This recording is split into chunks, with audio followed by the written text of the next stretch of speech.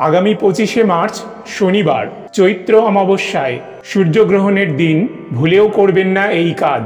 রোগের জ্বালা, আর্থিক কষ্ট, চরম অশান্তি এবং সংসারে দুর্ভাগ্য আসবেই। সনাতন হিন্দু শাস্ত্র মতে চৈত্র মাসের শনি অমাবস্যাকে অত্যন্ত পবিত্র দিন হিসাবে দেখা হয়। এই দিনে শনিদেবের পুজো করলে তার আশীর্বাদ পাওয়া যায়। শাস্ত্র অনুসারে সূর্যগ্রহণযুক্ত শনি অমাবস্যায় গঙ্গা বা কোনো পবিত্র নদীতে স্নান করলে অনেক পুণ্য লাভ করা যায়। এই দিনে স্নানের পরে সাধ্যমতো কিছু দান করলে অনেক গুণ বেশি শুভ ফল পাওয়া যায়। তাছাড়া এই দিনে পূর্বপুরুষদের উদ্দেশ্যে তর্পণ, পিণ্ডদান ইত্যাদি করলে পিতৃদোষ থেকে মুক্তি পাওয়া যায়। চৈত্র মাসের শনি অমাবস্যা তিথিতে বিভিন্ন ধরনের পুজো এবং জ্যোতিষ ও তান্ত্রিক মতে নানান ক্রিয়া করা হয়। জ্যোতিষশাস্ত্র মতে বাস্তুদোষ ও গ্রহদোষের প্রতিকার এবং দান করার জন্য শনি অমাবস্যার দিনটি বিশেষভাবে গুরুত্বপূর্ণ।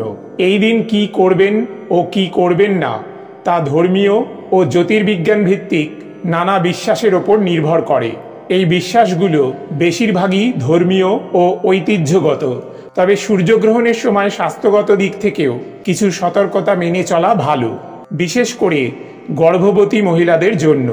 সনাতন ধর্মীয় বিশ্বাস অনুযায়ী সূর্যগ্রহণকে একটি গুরুত্বপূর্ণ জ্যোতির্বিদ্যার ঘটনা হিসেবে গণ্য করা হয়। অনেকেই মনে করেন এই সময় কিছু বিশেষ নিয়ম পালন করলে শুভ ফল লাভ করা যায় এবং অশুভ শক্তির প্রভাব থেকে রক্ষা পাওয়া যায়। নমস্কার বন্ধুরা, আজকের নতুন পর্বে আপনাদের সবাইকে স্বাগত জানাই। আজ আমরা জানব শাস্ত্রমতে সূর্যগ্রহণের সময় কি করবেন আর কি করবেন না, এবং বিশেষ করে গর্ভবতী মহিলাদের জন্য কি করণীয় এই দিন। এই দিন যে নিয়মগুলি না মানলে জীবনে ঘনিয়ে আসতে পারে চরম দারিদ্রতা, পরিবারের সদস্যদের লেগে থাকবে নানান রোগ ব্যাধি, ঘরে বাইরে অকারণে সৃষ্টি হবে অশান্তি, আপনার কাজে কর্মে বাধা আসবে, সংসারে নেমে আসবে চরম দুর্ভাগ্য। আপনি শনি অমাবস্যার ব্রত পালন করুন অথবা না করুন, তবে এই দিন অবশ্যই শাস্ত্র অনুসারে নিষিদ্ধ কাজগুলি এড়িয়ে চলুন। তাহলে বাস্তুদোষ দূর হবে এবং আপনি আর আপনার পরিবার সুস্থ থাকবেন, সুরক্ষিত থাকবেন। বন্ধুরা, বিশুদ্ধ সিদ্ধান্ত পঞ্জিকা অনুসারে 28শে মার্চ 2025 শুক্রবার রাত 7:57 অমাবস্যা শুরু হচ্ছে। পরের দিন অর্থাৎ 29শে মার্চ শনিবার বিকাল 4:28 অমাবস্যা ছেড়ে যাবে। 29শে মার্চ শনিবার চৈত্র মাসের শনি অমাবস্যার ব্রত এবং উপবাস পালিত হবে। এই দিন স্নান এবং দান করার জন্য ব্রহ্ম মুহূর্ত হল ভোর 4:42 থেকে সকাল 5:28 পর্যন্ত। এছাড়াও শনিবার সারাদিন স্নান এবং দানের জন্য যথেষ্ট শুভ। শনি অমাবস্যার দিন সূর্যগ্রহণ শুরু হবে দুপুর 2:21। গ্রহণ মধ্যকাল বিকাল 4:17 এবং গ্রহণ ছেড়ে যাবে সন্ধ্যা 6:14। বন্ধুরা, সূর্যগ্রহণ তখন ঘটে যখন চাঁদ সূর্য আর পৃথিবীর মাঝখানে এসে পড়ে, ফলে কিছু সময়ের জন্য সূর্যের আলো পৃথিবীতে আসতে পারে না। সূর্যগ্রহণের সময় পরিবেশে বিভিন্ন পরিবর্তন দেখা দেয়, যেমন আবহাওয়া হঠাৎ পরিবর্তন হতে পারে, পশু পাখিরা অস্থির হয়ে পড়ে, সূর্যের অতিবেগুনি রশ্মি ক্ষতিকর হতে পারে, যা স্বাস্থ্যের জন্য অত্যন্ত ক্ষতিকর বলে মনে করা হয়। সূর্যগ্রহণের সময় এবং পরে গঙ্গা জল বা পবিত্র জল ছিটিয়ে দেওয়া শুভ।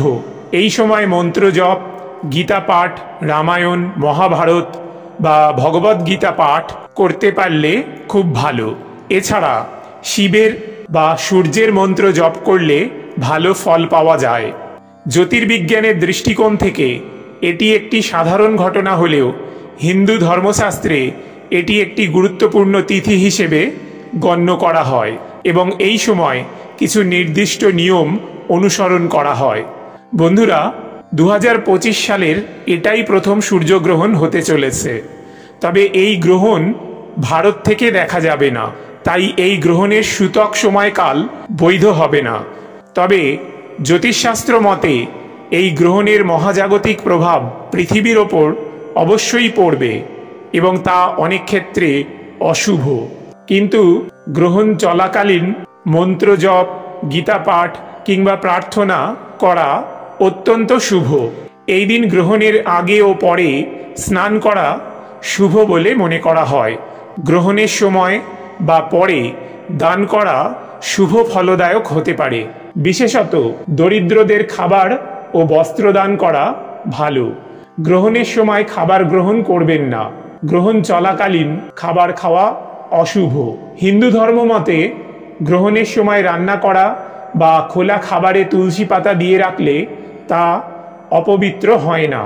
বিশ্বাস করা হয় গ্রহণের সময় রান্না করা খাবার অশুদ্ধ হয়ে যায়, তাই নতুন খাবার রান্না না করাই ভালো। গ্রহণ শেষ হলে অনেকেই রান্নার পাত্র ও খাবার ফেলে দেন এবং নতুন করে রান্না করেন। গ্রহণ শেষ হওয়ার পর নতুন রান্না করা খাবার খাওয়া যাবে। সূর্যগ্রহণের সময় ঘুমানো এড়িয়ে চলা উচিত এবং এই সময় কাটাকাটি বা সেলাই করার ব্যাপারে নিষেধ আছে। গ্রহণের সময় ঘুমানো অশুভ এবং এটি অলসতা বৃদ্ধি করতে পারে। এই সময় বাইরে যাবেন না, কারণ খালি চোখে সূর্যগ্রহণ দেখা চোখের জন্য ক্ষতিকর হতে পারে। আপনি যদি বিজ্ঞানসম্মত ব্যাখ্যা চান তাহলে সূর্যগ্রহণের সময় সরাসরি সূর্যের দিকে না তাকানো এবং আল্ট্রাভায়োলেট সুরক্ষা নেওয়া উচিত। হিন্দু ধর্ম অনুযায়ী সূর্যগ্রহণের সময় শারীরিক সম্পর্ক রাখা নিষিদ্ধ বলে মনে করা হয়। গর্ভবতী মহিলারা গ্রহণের সময় বাইরে যাবেন না, কারণ সূর্যগ্রহণের অতিবেগুনি রশ্মি গর্ভস্থ শিশুর জন্য ক্ষতিকর হতে পারে এবং এই সময় ধারালো বস্তু ব্যবহার করবেন না। অনেকের বিশ্বাস এই সময় কাটাকুটি করলে শিশুর জন্মগত ত্রুটি হতে পারে। আপনি নিজেও বেশি নড়াচড়া করবেন না। গ্রহণের সময় মা বেশিক্ষণ নড়াচড়া করলে গর্ভস্থ শিশুর ওপর নেতিবাচক প্রভাব পড়তে পারে।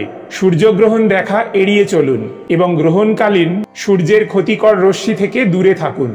গর্ভবতী মহিলারা এই সময় মন্ত্র জপ ও ভগবানের নাম স্মরণ করুন, এতে মানসিক শান্তি বজায় থাকবে। গ্রহণের সময় মনোযোগী হয়ে ধ্যান করলে মানসিক শান্তি বৃদ্ধি পায়। অনেকেই সূর্যের প্রভাব থেকে সুরক্ষা পাওয়ার জন্য যোগব্যায়াম ও শ্বাস প্রশ্বাসের ব্যায়াম করেন। বিশেষত গর্ভবতী মহিলাদের জন্য এই সময় অতিরিক্ত বিশ্রাম না নিয়ে সতর্ক থাকা সবচেয়ে ভালো। গর্ভবতী নারীদের জন্য সূর্যগ্রহণ একটি স্পর্শকাতর সময়। গ্রহণের সময় কোনো ভুল করলে শিশুর ওপর তার নেতিবাচক প্রভাব পড়তে পারে। বাড়ির আলো কমিয়ে রাখুন, কারণ গ্রহণের সময় ঘর অন্ধকার রাখলে শিশুর ওপর নেতিবাচক প্রভাব পড়ে না। এই সময় কোনো খাবার খাবেন না, না হলে শিশুর ওপর খারাপ প্রভাব পড়তে পারে। গর্ভবতী নারীরা গীতা পাঠ, রামায়ণ বা বিষ্ণু সহস্রনাম পাঠ করা শুভ বলে মনে করা হয়। তুলসী পাতা সঙ্গে রাখুন। তুলসী পাতা অপবিত্রতা দূর করে। মানসিক চাপ এড়াতে গ্রহণের সময় শান্ত থাকুন। গ্রহণ শেষ হলে স্নান করে পরিষ্কার পোশাক পরা উচিত। বন্ধুরা, আশা করি ভিডিওটি আপনাদের সামান্য হলেও উপকারে আসবে। ভগবান কৃষ্ণ, বাবা মহাদেব, মা কালী এবং বাবা বড় ঠাকুরের কৃপায় আপনারা সবাই ভালো থাকুন, সুস্থ থাকুন, এই প্রার্থনা করি। আজ তাহলে এখানেই ইতি করলাম। জয় ভগবান কৃষ্ণ, জয় মহাদেব।